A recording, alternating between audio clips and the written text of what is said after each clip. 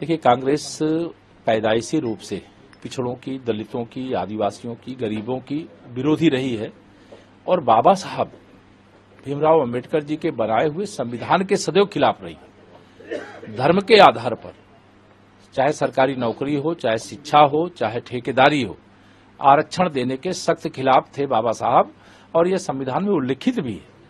लेकिन कांग्रेस ने कर्नाटक में मुस्लिम वोट बैंक साधने के लिए जो घटिया चाल चली है, इसकी कीमत उन्हें कर्नाटक ही नहीं पूरे देश में चुकानी पड़ेगी। ये पिछड़ों की पीठ पर एक तरह से छुरा भोंकने का काम कांग्रेस पार्टी ने किया है।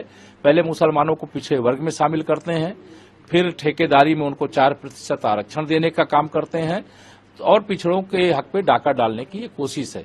और कर्नाटक कांग्रेस का यह निर्णय घोर निंदनीय है, संविधान विरोधी है, पिछड़ा विरोधी है, दलित विरोधी है, आदिवासी विरोधी है, गरीब विरोधी है। श्री अखिलेश यादव जी पहले ये बतावें कि जो पिछड़ों को का हक में कांग्रेस ने कर्नाटक में डाका डाला है, पहले मुसलमानों को पिछड़े वर्ग में शामिल किया, फिर सरकारी ठेकों में 4% आरक्षण देने की बात कही, उस पर वो मौन क्यों धारण किए हुए, इसका जवाब दें।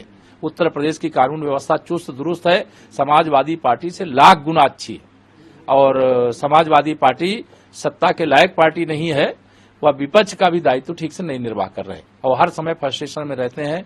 वह 27 के सत्ताधीश बनने के स्वप्न देख रहे हैं, लेकिन 47 तक उनके सत्ता में आने के कोई चांस नहीं। सर, कल आपने छावा मूवी देखी, क्या कुछ खास लगा? नहीं, छावा मूवी बहुत प्रेरणा देने वाली है और देश को आतताइयों से, आक्रमणकारियों से, घुसपैठियों से बचा के रखने का सही समय है। यही समय है, वर्तमान भी समझे, आने वाली पीढ़ी भी समझे, क्योंकि जब विदेशी आक्रमणकारी आता है तो वह कितना नुकसान पहुंचाता है, कितनी त्रासदियां देता है, कितना अत्याचार करता है। और क्रूरता का अगर दूसरा कोई नाम है तो वो औरंगजेब है और उसने जितना अत्याचार किया इस भारत की धरती पर, उसको शब्दों में व्यक्त नहीं किया जा सकता। और छावा मूवी अर्थात शेर के बच्चे की मूवी, मतलब छत्रपति शिवाजी महाराज के पुत्र के रूप में उन्होंने जो संघर्ष किया, मतलब जैसे 80 घाव लगे थे तन में फिर भी व्यथा नहीं थी मन में, इस भाव से भरे हुए जितने अत्याचारों को उन्होंने सामना किया वह साधारण बात नहीं है।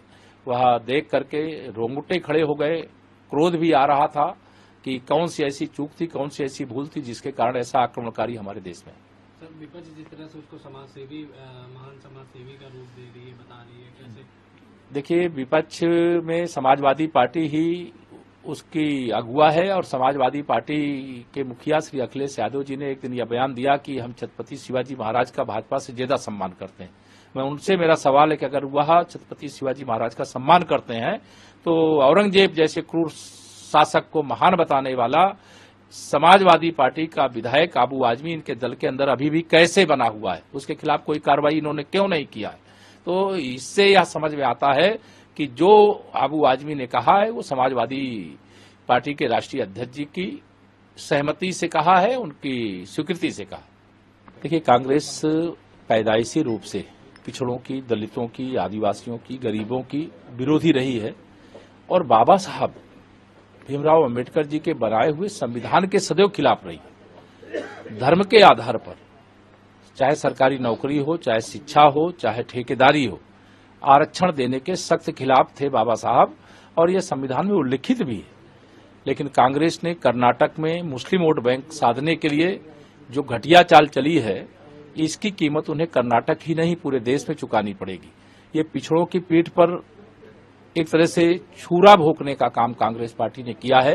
पहले मुसलमानों को पिछड़े वर्ग में शामिल करते हैं, फिर ठेकेदारी में उनको 4% आरक्षण देने का काम करते हैं और पिछड़ों के हक पे डाका डालने की ये कोशिश है।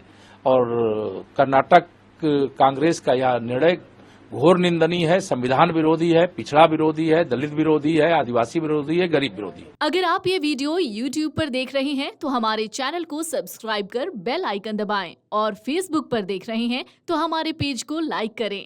8 मिलियन प्लस सब्सक्राइबर, आपके इस भरोसे के लिए बहुत धन्यवाद।